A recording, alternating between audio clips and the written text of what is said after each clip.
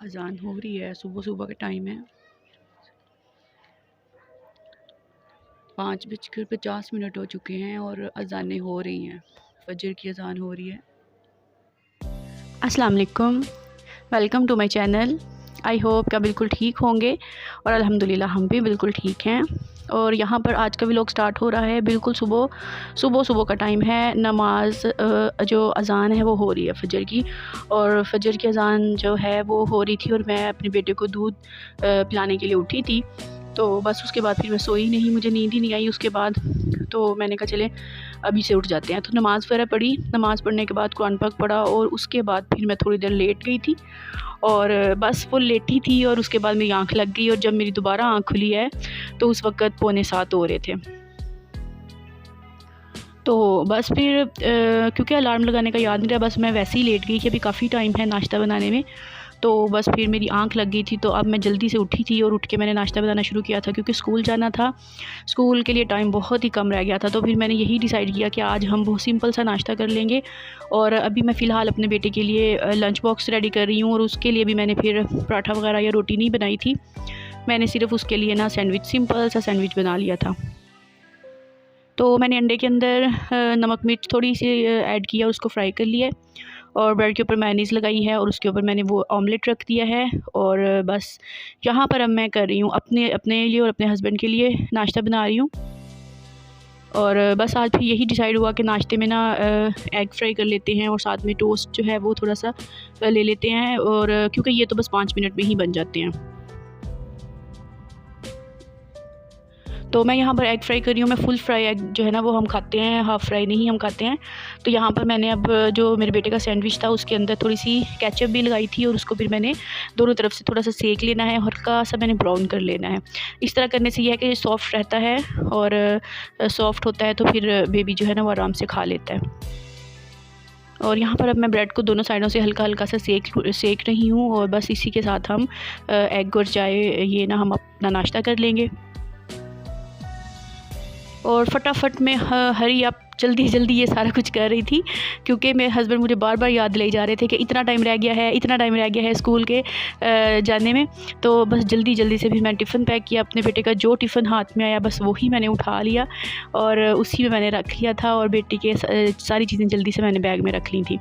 यहाँ पर अब नाश्ता भी रेडी हो गया है और बस अब हम इसको खाएँगे और उसके बाद फिर हम लोग स्कूल जाएँगे। तो आज इतनी ज़्यादा सर्दी थी, सुबह ही यहाँ पर देखिए आप बहुत धुंध थी और इतनी ज़्यादा धुंध थी कि मुझे तो हैरत हो रही है कि हमारी गवर्नमेंट पे कि जब टेम्परेचर जो था दिसंबर में वो 9, 10, 11 इतना रहता था, उस वक्त छुट्टियाँ दे दी और अब जो है वो 4, 5, 6 इतना ही होता है। तो अब ये स्कूल बुला लिया इन्होंने। तो बहुत ठंड होती है सुबह और कुछ भी देखें सही तरह से नहीं इतना नज़र आ रहा। तो खैर यहाँ पर अब हम स्कूल जा रहे हैं और ये है कि आज दोपहर 2 बजे तकरीबन बारिश भी स्टार्ट हो गई थी।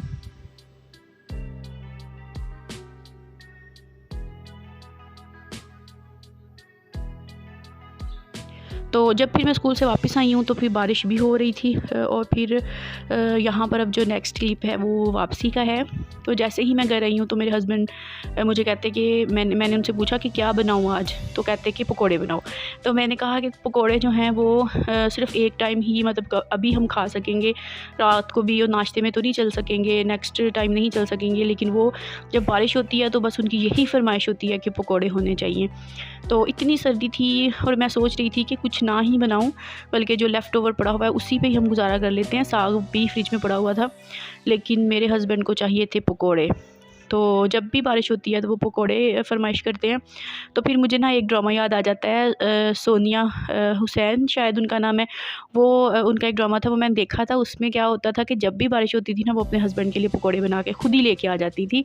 जहाँ पर भी होती थी उसने पकोड़े लाजमी बनाने होते थे।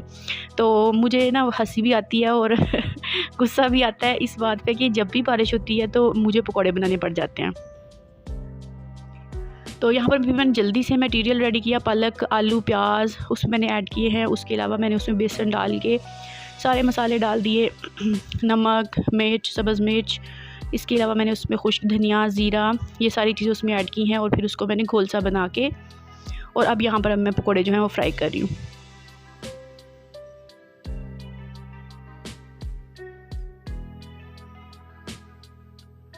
मैंने इसमें थोड़ी सी बंद गोभी भी ऐड की थी और बहुत सॉफ्ट बने थे, बहुत ही मज़े के, ऊपर से क्रिस्पी थे, अंदर से सॉफ्ट थे, अच्छे बन गए थे। हालांकि मैंने दिल से नहीं बनाए थे लेकिन अच्छे बने हुए थे।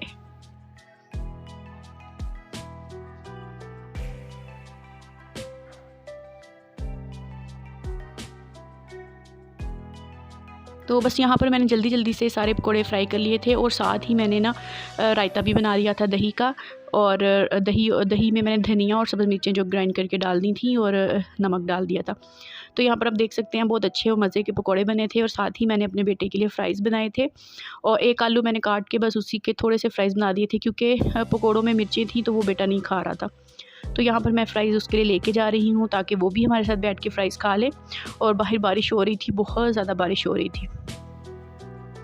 तो अब यहाँ पर जनाब मैं इस वजह से पकौड़े बनाने के ख़िलाफ़ होती हूँ क्योंकि उसके बाद बहुत बिखेरा हो जाता है। यहाँ पर अब जो ऑयल की छींटें होती हैं वो सारी छोटी छोटी सी इधर उधर गिरती रहती हैं, फिर शेल्फ़ भी साफ़ करना पड़ती है, चूल्हा भी दोबारा से साफ़ करना पड़ता है, और जो टाइल्स वगैरह होती हैं वो भी सारी क्लीन करनी पड़ती हैं।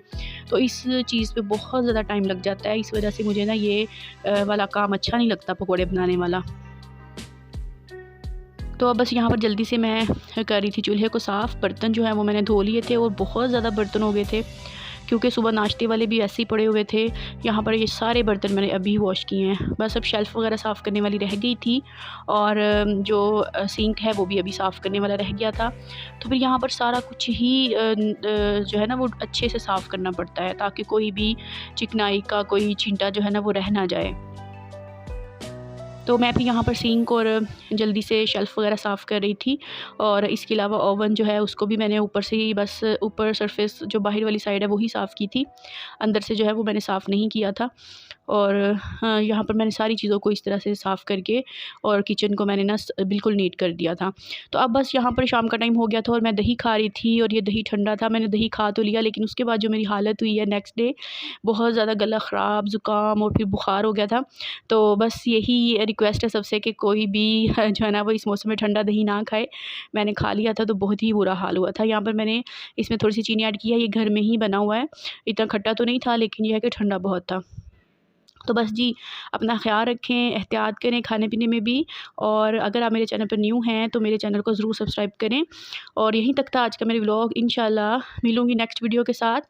अपना बहुत सारा ख़्याल रखें, टेक केयर, अल्लाह हाफ़िज़ एंड फ़ी अमानिल्लाह।